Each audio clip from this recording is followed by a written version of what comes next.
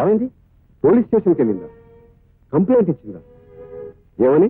అతను నిన్ను పెళ్లి చేసుకుంటానన్న ఆధారాలు ఏమైనా ఉన్నాయా? ఉత్తరాలు ఫోటోలు తప్ప ఇంకేం లేవండి. అవి చాలమ్మా. ఈ పెళ్లి అతని తండ్రికి ఇష్టం లేదని, నిన్ను చంపించడానికి ప్రయత్నం చేశాడని, నీకు రాజేంద్ర బాబుకి పెళ్లి జరిగేలా చూడమని కోర్టు వారికి అర్జీ పెట్టుకో. న్యాయస్థానం నీకు తప్పకుండా న్యాయం చేస్తుంది. థ్యాంక్స్ అండి. చూడవి, ఇతనికి ఒక్కగానొక్క కొడుకు. అతను ఒక అమ్మాయిని ప్రేమించాడు. ఆ అమ్మాయి పేదపిల్ల. ఇతనుకో 50 కోట్ల ఆస్తిపరుడు సంబంధం దొరికింది. ఒక్కతే కూతురు. కానీ వీళ్ళ అబ్బాయి ఆ పేదపిల్లనే పెళ్లి చేసుకుంటానంటున్నాడు. ఏదో విధంగా అమ్మాయిని లేపేద్దామని ఇతను ప్రయత్నించాడు.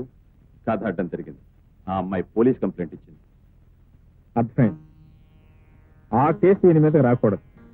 అంతేకాదండి, మా అబ్బాయి ఆ అమ్మాయిని పెళ్లి చేసుకోకూడదు. వస్తున్నా. ఒకటి, మీకు శిక్ష పడకూడదు.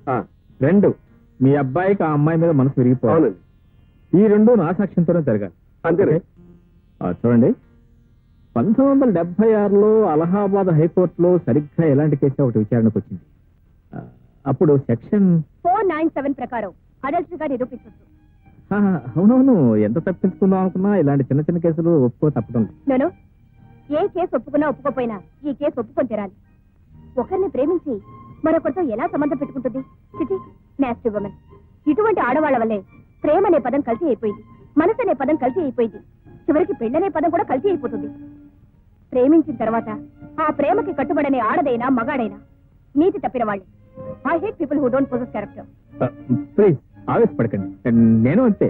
ఈ కేసులో ఆ అమ్మాయికి శిక్ష వేయించలేకపోతే నేను వాదిస్తాను, వేయిస్తాను. నేనే వేయిస్తాను. పేరు కల్పన. నిన్ను ఎక్కడి నుంచి తరుముకొచ్చారు?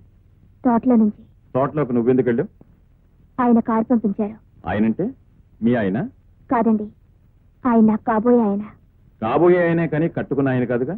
యువర్ ఆనర్, మన హిందూ సాంప్రదాయ ప్రకారం 3 ముళ్ళు పడినంత వరకు ఏ ఆయనైనా ఆయన కాదుగా, పరాయివాడేగా. అటువంటి పరాయివాడు రమ్మని కారు పంపితే పవిత్రమైన ఆడదానివి నిర్భయంగా తోటలోకి ఎలా వెళ్ళావు? సో యువర్ ఆనర్, అలా ఎవరు కారు పంపితే వాళ్ళ కారులో వెళ్ళటం, ఎవరు తోటలోకి రమ్మంటే వాళ్ళ తోటలోకి వెళ్ళటం మొదటి నుంచి ఈ అమ్మాయికి అలవాటు. యువర్ ఆనర్, అలవాటు ప్రకారం ఎవరో కారు పంపితే వెళ్ళింది.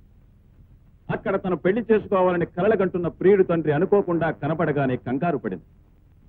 నిజానికి ఈ అమ్మాయి గురించి, ఈ అమ్మాయి శీలం గురించి చెడుగా విన్న అబ్బాయి తండ్రి ఈమె నిజరూపం తెలుసుకోవాలనే ఉద్దేశంతోనే ఆ కారు పంపాడు.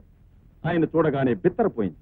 ప్రియుడికి ఈ విషయం తెలిస్తే ఓ బంగారు బాతు చేజారిపోతుందనే భయంతో తెలివిగా అక్కడి నుంచి తప్పించుకుని తన మీద హత్యా ప్రయత్నం చేయబోయారన్న